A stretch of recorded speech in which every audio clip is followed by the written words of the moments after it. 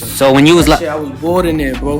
Word of my mother, bro. All we had was music appreciation and recreation time for like an hour, buddy. Before Yus Gz would become the next up-and-coming Bronx drill rapper to keep your eye on, he was born Youssef Doumbouya in Brooklyn, New York on September 19th, 2003. A first-generation immigrant from the Ivory Coast of Africa, Yus grew up a practitioner of the Church of Islam and would visit his home continent often as a kid. What was it like the difference from being in Africa and being out here?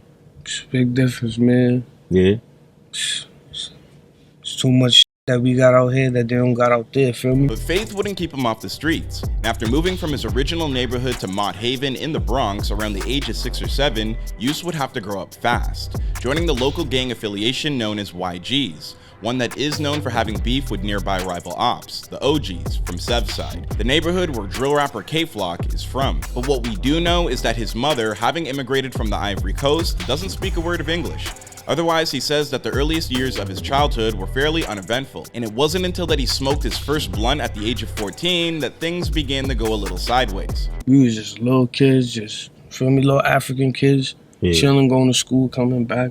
I wasn't really doing nothing as a little kid, feel me, but when I got a little older, that's when when I first smoked that first blunt. Soon enough, Yus found himself kicking in store windows and taking part in other stupid things like that. Unsurprisingly, this would lead him to spending not inconsiderate amount of time in Juvenile Hall, somewhere around 18 months to be exact. For a while, Yus refused to speak about what wound up putting him behind bars in the first place, but he'd eventually reveal to PPHilms that he was caught and charged with the crime of burglary. What did you get? What you went away for? Burglary, my brother. I was struggling as a young motherfucker. Yeah. Keeping it a buck, word of my mother. My mom, feel me, my mom didn't really have it. Used to kick in stores, all that, word of my mother. As it turns out, being locked up could have been the very best thing that ever happened to him, at least at that time. While sitting around and killing time off his sentence, Yus wound up taking up some music appreciation courses that were provided by the state. Discovered a passion not for rapping, but for singing. Before drill, I was doing singing, like, I was trash, bro. Dancing. You was a singer? Nah, hell no. You just used I was to not jacking, I was a singer. The only problem was he wasn't convinced his voice was all that solid. So this wannabe artist wound up switching things up after he got out and started working on drill records instead. That singer to drill line pipeline is a real thing, ladies and gentlemen. Yus Gz only just started dropping music more or less in the past calendar year. As a kid, he used to love to listen to artists like Chief Keef, LA Capone, as well as a bunch of other Chicago drill rappers. So once he was a free man, Yus booked his first studio session and kicked off his career with the release of a series of underground tracks on SoundCloud, with titles like Warning, Purge, and Up It. Now those early releases didn't find much of an audience, but another brief stint in lockup, Yus Gz would return home in June of 2021 to drop his first music video for the track Warzone. That vid would pull in some considerable numbers, and only a couple months later, he'd have his first massive viral hit on his hands with Deadlocks, which would quickly rack up over 2 million views. After producing a few more music videos and accumulating millions more in views, Yus Gz started calling himself the face of the Bronx, and he meant it too. I mean, not only was he calling himself that, he created a whole song to go along with it as well. Why is that your favorite song? Because. Because why? But be honest. You're the face of the Bronx. Yeah, bro. That's the reason why I'm the face of the Bronx, bro. The way that Yus looks at it, he may not have been the first person to create Bronx drill, but after coming home from juvie, he still managed to take the whole scene over in just 6 months. It is a persuasive argument, but as you might imagine, it also ruffled a few feathers of other Bronx drill artists who considered themselves the more appropriate holder of that title. I'm talking about guys like Shy K, a member of the OGs, who didn't have a problem with Yus until he started going by that name.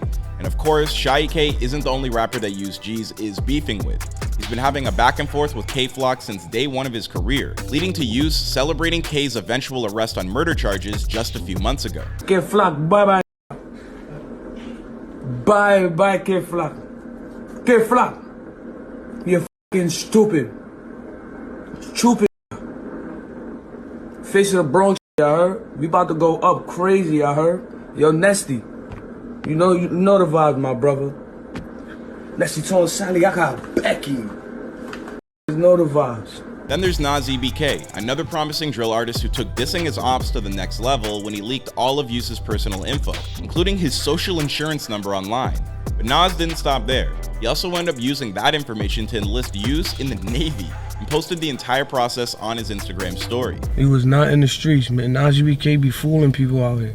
You see, one thing I don't like about people don't keep it a buck. You know when you get a friend and they, sign you up for some like dating site for a preference that doesn't really align with you, and then he gets a bunch of emails? Yeah, it's like that, except with your ops. As much of a nuisance as that no doubt was for Yus, to be honest, he had bigger problems to deal with at the time. Look, at this point, we all know that being a drill rapper in the Bronx is about as dangerous as a profession as it gets. In fact, many of his fans originally believed that Yus learned that lesson the hard way after being shot in his chest early on in his career, an event that they assumed led to his trademark Batman-like delivery. But to hear Yus tell it, that whole gunshot wound to the chest thing is cap.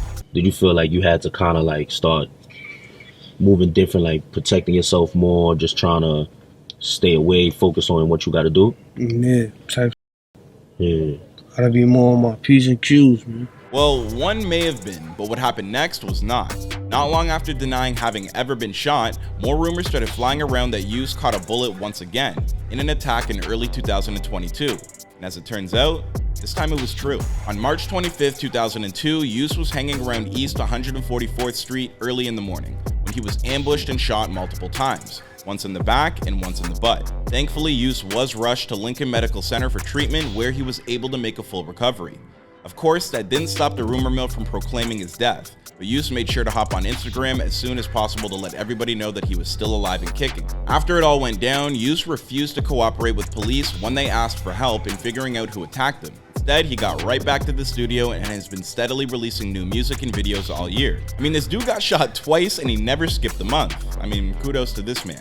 Instead, he'd release new tracks with titles like Dirty Dior, African Demons, and Warzone Part 2. Now, Yus is fielding record labels left and right while turning down deals reportedly worth over $1 million, and putting together his debut project, which should hopefully drop sometime before the end of the year. And while there are certainly an endless amount of young drill rappers competing to be the face of the Bronx, Yus Gz still finds himself in the position to earn that title by sheer force of will. The only question is, once the dust finally settles on the Bronx drill genre, years or decades from now, will we look back and concede that Yus Gz really was the face of the Bronx? Well, we're just gonna have to wait and see. I mean, after all, this is before they were famous. So thank you everybody for watching today's video. Please don't forget to let us know what you thought about Yus Gz's story in the comments down below. Once you're finished with that, please remember to like, subscribe, turn on your notifications to make sure you never miss a new episode, all that good stuff. And if you'd like to check out other recent entries into this series, then be sure to check out our looks into the come-ups of Najee BK, D Block Europe, and Dream Doll. My name's Clyde Smith, and I'll see you guys in another video.